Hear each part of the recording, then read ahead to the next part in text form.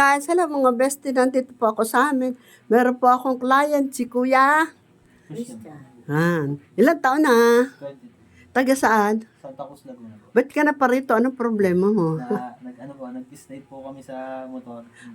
Yan, sila sa motor.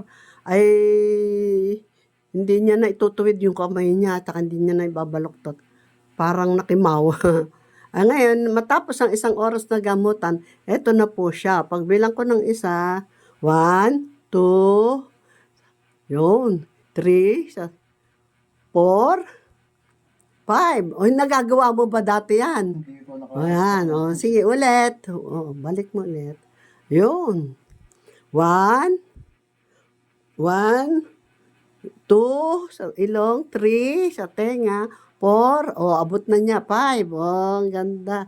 Ayan, na-dislocate kasi ang buto. Sige, isa pa, 1 to 5, 1, isa pa, 2, 3, 4, 5, ayan. Okay na. Malaki bang pagbabago do sa ating 1 oras na gamutan? Opo. Naigagalaw mo na, no? Bali, pagka wala at maganda na yung bukas, ay di sarado na bukas, Pero depende sa pero maganda na, ganda na eh.